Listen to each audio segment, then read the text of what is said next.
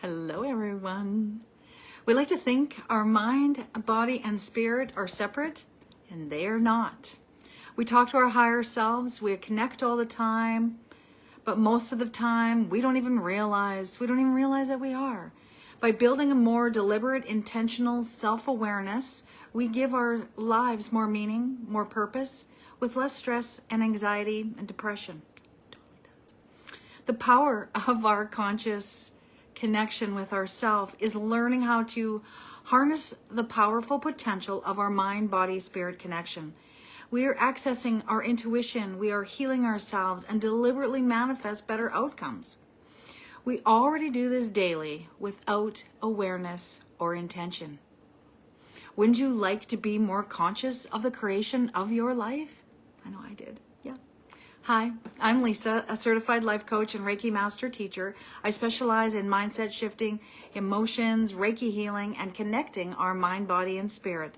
Welcome to my show. We're here for the human experience, the power of our conscious connection with self. Please like and share and leave a comment if today's episode resonates with you. And let's disrupt the Facebook algorithms to reach more people. I would also like to let you know about an upcoming live in-person event I'm hosting on March 2nd called Spring Cleaning for Our Mind, Body, and Spirit.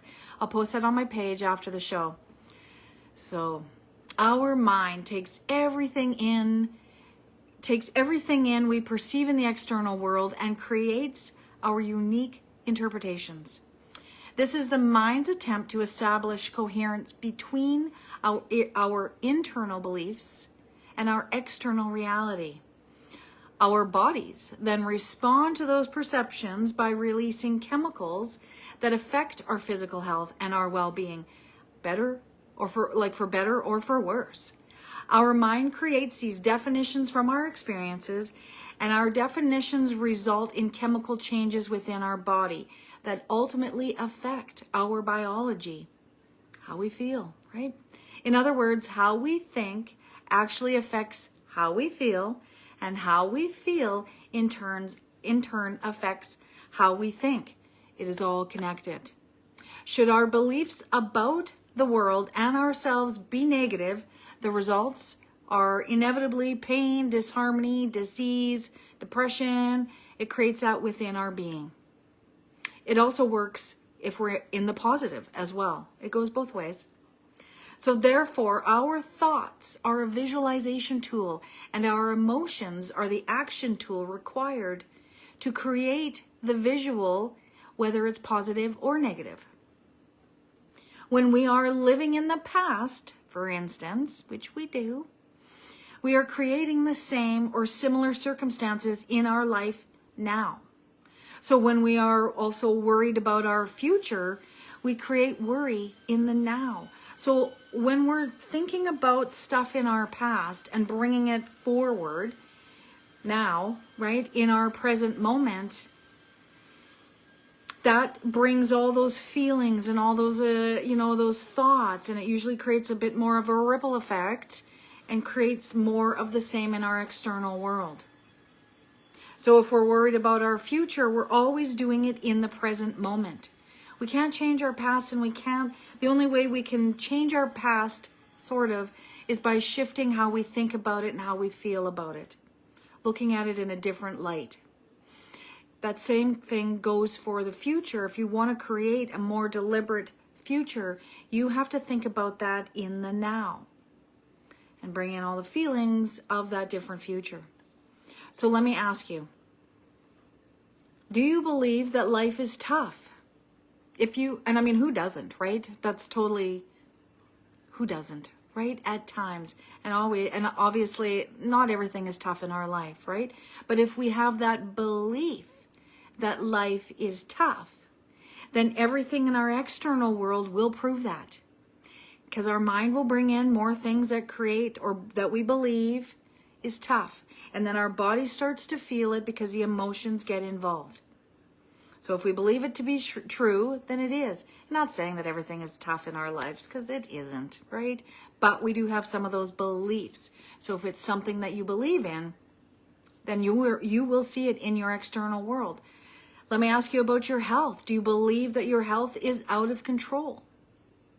Right? Who hasn't thought that as well, right? It's about recognizing what we believe and then actually being able to go, okay, do I actually still believe that? Do I need to believe that, or can I shift that out? Most of the time we can shift it out. So also, let me ask, do you believe that people and circumstances are to blame? Yeah, sometimes they are for sure, right? But not fully, because we have our own, we're co-creating with these people. So if we believe that people and circumstances are to blame, we will see that in our external world. And I've seen that many times on many different things, right? So then also, here's just some statements, right? Do you believe that you can't catch a break? There again, it's the belief system. And as we believe these things to be true, whether they are or not, and sometimes they are, it's about discernment. If we believe that we can't catch a break, then that means that we're bringing that energy into our body as well, right? The two are connected. So if I believe that to be true, then I will still see those things in my external world. I will also feel that. I feel that too, right? Do you blame your past for how your life is now? Totally done that, absolutely, right? Because we're not discerning. We're letting our thoughts run amok, we're letting our emotions run amok, and we're not really taking responsibility for our portion of life, of our life, right? We're not intentionally creating our life, we're letting life happen to us. Do you believe that if things were different, your life would be different? Right? I've totally thought that too. And then I realized that now I need to make positive changes in the now, in the present moment. Discern what's going on with my life. Do I believe in these things? And do I need to still believe in them? Or are they true? Right? In some instances, yeah, they're totally true. But do I still need to believe that? No, I can change it. Here's a couple ones as well, and there's word and word energy and the vibe. Do you wish things were different? So if you wish for things to be different, it's telling you that you're looking for a change. But if you're just wishing for it to be different and you're not actually implementing and making positive changes to change things that you want to be different, wishing is putting the energy outside of ourselves. Wishing is really kind of like never happening. It's never happening. I'm just wishing things were different. But I'm not actually doing anything to make things different. There's a difference. Another good word one is, do you hope that life will change? Of course we do. But hope is another word that kind of puts everything, the energy outside of us, and we're not actually making any positive changes in our lives. I hope that things will change. Am I doing anything to make things change? Or am I just doing the same thing over and over again, expecting different results? And I believe that's called insanity. Who hasn't done that, right?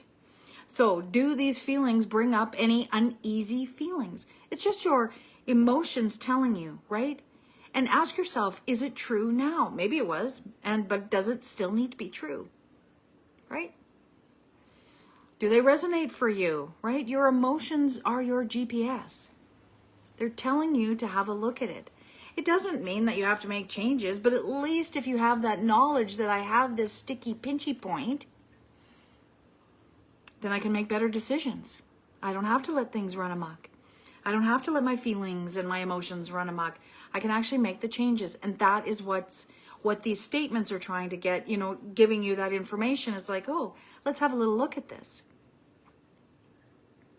Our beliefs about our lives are like gasoline that keeps the patterns on repeat. That goes for the positive thoughts and emotions as well. But usually we're not too concerned about our positive thoughts. It's usually the sticky ones, right? The ones that make us crunchy and not happy and, struggle, depressed, anxious, all those good things that we're trying to and we want to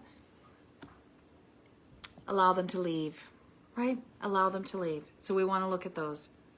Recognizing our repetitive thoughts and beliefs and how they affect our feelings is one step closer to shifting our lives. It is about that awareness, right? If I don't know that I have this sticky point, but I keep repeating the same thing over again, my emotions keep doing the same thing. This is something that I want to look at. So we spend so much time outside of ourselves, energetically, worried, planning, sorting, organizing, that most of the time we're not even checking in with ourselves. And we need to check in with ourselves and ask ourselves, how are we feeling? How are things going? What is going on in my life? Set a timer for 10 or 15 minutes. It doesn't have to be very long. And as you're doing it, you just want to assess it. You want to bring it into the light to look at it. I like to mull things over because it's in my mind and then it's in my body. So it's like, okay, how am I feeling about this? Mull it over, right? Just have a little look and ask yourselves. So because we spend so much time outside of ourselves energetically, we are more anxious, more depressed, more stressed. And like I say, it's only the things that are really making you pinchy that we struggle with, right? It's our belief system. So we want to assess our pinch point for clarity and understanding. We want to notice our emotions associated with that pinch. We want to then replace the old, what was pinching us, what our perception is, what our belief is around it, and create a new one. We're not wishing for things to be different. We're actually putting things into motion. So we want to replace the old thought and emotion with a new thought and emotion, right? If we have this pinch, there's always an opposite to that is better for us, that is more helpful for us, that makes us feel better, right? So how we think and how we feel, let me say that again. How we think affects how we feel, and how we feel affects how we think. So it is all connected. And when we are fully connected in, intentionally living our lives, deliberately looking at our belief system, we get it. You know that feeling because you're in the zone. It's kind of like that moment, right? Then you are connected and you're working with your higher self because you're asking and you're getting to know you. Ask yourself the questions, right? How am I feeling today? Leave a comment. How are you feeling today, right?